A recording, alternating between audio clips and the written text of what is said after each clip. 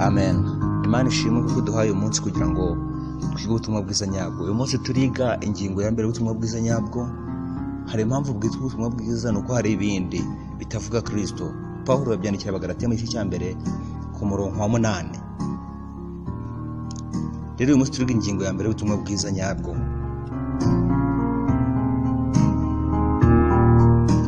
Ingingo ya mbere avuga ngo bose ni abanyabyaha.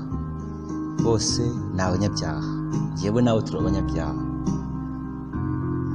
Icyaha ni iki? Icyaha ni ukwanga kuyoborwa n'ubushake bw'Imana mu myifatire, mu myumvire no muri kamere zacu. Gute mu myifatire? Hari ibikorwa bibi dukora nko gusambana, kwica no kwiba, ariko n'ibindi bikorwa byose tuyoborwa n'ubushake bw'Imana ni ibyaha. Urugero, dusomye mu Kuva igice cya 20 umurongo wa 13 kugera ku wa murongo wa 16, harimo amagambo avuga ntukibe, ntukice, ntugasambane n'ibindi. Yakobo igice cya 4 umurongo wa 17 aravuga ngo uzi gukora neza ntabikore mubera icyaha. N'andi magambo menshi mu Barewi igice cya 5 umurongo wa 17, Matayo igice cya 12 umurongo wa 36 kugera 37 naho havuga kwa kuyoborwa n'ubushake bw'Imana cyangwa kugomera Imana mu myifatire yacu.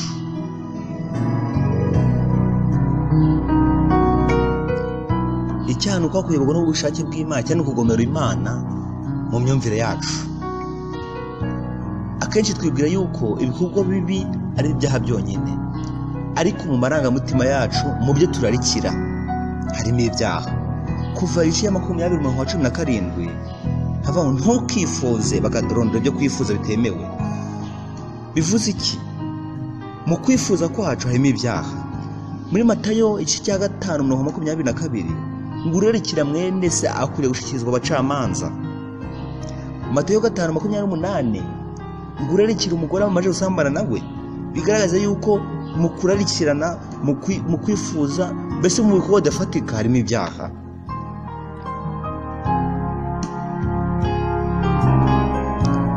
Icyaha ni ukwanga kuyoborwa n'ubushake bw'Imana, ni ukugomera Imana muri kamere zacu. Mbese twakwita abantu bese nubwo rimwe na rimwe dukora ibintu bibi? Oya, ahubwo turi abantu babi nubwo rimwe na rimwe dukora ibintu byiza. Ubugome bwacu buri kuri buri gice cy'umubiri wacu, kandi kirenze kuri icyo, umuntu agomera Imana nubwo yaba aryamye, nubwo yaba nta kintu ari gukora ku bwa kamere ye.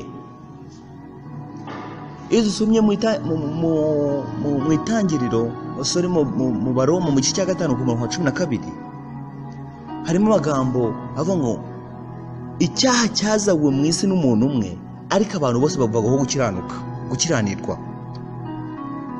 Mu yandi magambo, abantu bose ni abanyabyaha ku bwa Adamu. Uruhinja rugomera Imana kuko rufite kamere ya Adamu. Twavuga ngo kubera iki uruhinja? Iyo umubyeyi ari konsa umwana we, umwana ashobora kumuruma kandi nta muntu wamwigishije kurumana. Umuntu ashobora guca ku gacupa mu muhanda akagakandagira akakanyukanyuka cyane, akakababaza. Kubera iki? Hari ikintu mubamo kimutera umujinya n'ubugome. Iyo ni kamere ya Adamu. Hari imirongo myinshi ivuga kuri kamere mu Befeso igice cya 2 umurongo wa 3. Natwe twahose muri bo dukurikiza ibyo kamere yacu. Hasi baravuga ngo kandi ku bwa kavukire yacu twarabukugiga umujinya nk'abandi bose. Abaroma igice cya 7 umurongo wa 18 nzi yuko muri njye nta kiza kimbamo. Ibyo ni ukuvuga muri kamere yanjye. Ni Pawulo wabivuze abibwira Abaroma. Twakomeza kuvuga byinshi turebye mu itangira uburyo umuntu yaguye mu icyaha. Ibyo bikaba byagize ingaruka kuri twebwe. Hari ibibazo bibiri Satani dutera kwibaza. Ibyo ni byo bibazo na Adamu na Eva babibajije. Ikibazo cya mbere kiribaza ngo ese Imana ni nziza koko? Icya kabiri, ese ijambo ryayo ni ukuri koko? Mu kwibaza ko Imana ari nziza, Adamu na Eva hari ibibazo bibajije. Iki kibazo bakibajije ubwo inzoka yamubwiraga ngo ntimuzarye igiti cyose cyo muri iyi ngobyi. ibyo byahise bitera Adamu na Eva gutekereza yuko Imana hari icyiza yabakinze. Mu kugoreka ijambo ry'Imana, Satani yaravuze ngo Imana izi yuko ku munsi mwakiriyeho muzahweza. Byateye gushidikanya ku ijambo ry'Imana. Reka turebe amategeko 3 y'abanyabyaha. Itegeko rya mbere, iki kintu kiri imbere yanjye ubwo gifite igikundiro reka ngifate. Irya kabiri, iki kintu kiri imbere yanjye ubwo kindyohera reka nkirye. Irya gatatu, iki kintu kiri imbere yanjye ubwo kingirira akamaro reka ngikurikize.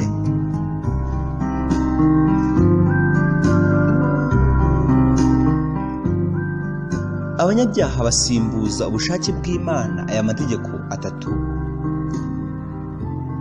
maze umuntu agatangira kwigenga mu cyimbo cyo kugengwa n'Imana. Kuva mu cyaha kwa mbere kwa Adamu kwagize ingaruka ku muntu wese, cyazi kugenga k'umuntu. Muri make kuba Adamu na Eva baraguye mu cyaha byatumye umuntu wese uzavuka azavugana kugomera Imana. Imana yabibonye yo mbere. Turifashisha urugero. Ufashe itafari ukarikubita hasi rishobora gushwanyagurika, ariko ushoboye kongera kurihuza byongera igakora rya tafari. Kanifashisha urundi rugero. Uwafata umwana akamusubiza muri mama we na mama akamusubiza aho yakomotse, gutyo bikagenda bikorwa uruhererekane, byarangira abantu bose dusubiye muri Adamu cyangwa kwa Eva. Bivuze iki? Natwe twese turi muri Adamu turi abanyabyaha. Umuntu wese avukana kamere ya Adamu ikunda gukora icyaha.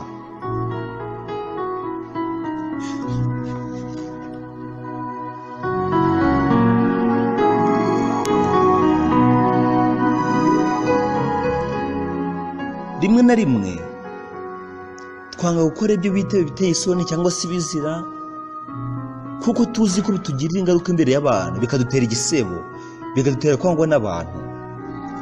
Ariko reka turebe ibi bintu. Abantu batinya ingaruka mbi ariko ntibatinya Imana. Abantu bashaka gushimwa n'abantu ariko birengagiza gushimwa n'Imana. Abantu batinya igitsure cy'abantu ariko ntabwo batinya igitsure cy'Imana. Kabisubire ibi bintu. Abantu batinya ingaruka mbi ariko ntabwo batinya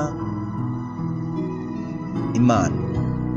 Abantu bashaka gushimwa n'abantu ariko birengagiza gushimwa n'Imana. Abantu batinya igitsure cy'abantu ariko abantu ntabwo batinya igitsure cy'Imana. Umuntu yaba yagatinye igitsure cy'Imana yagakoze icyaha, ariko umuntu aravuga ngo iki kintu ubwo nigikora abantu bakambona nabi reka nkireke. Ariko nyamara umuntu ni umunyabyaha no muri kamere yiwe. Mu Baroma igice cya 3 umurongo wa 23 haravuga ngo kuko bose bakoze ibyaha ntibashikira ubwiza bw'Imana. Turi abanyabyaha muri kamere, mu mivugire, mu mimerere. Nubwo waba ujyanye umunyabyaha, weho uko waba umeze kose uri umunyabyaha. Ese ninde uzajya mu ijuru? Ese gucyanuka kuzava hehe? Urakoze kuko ukurikiranye igice cya mbere cy'ubutumwa bwiza, kandi akwinginga kugira ngo ingingo ikurikiraho uzayikurikirane. Imana iguhe umugisha. Amen.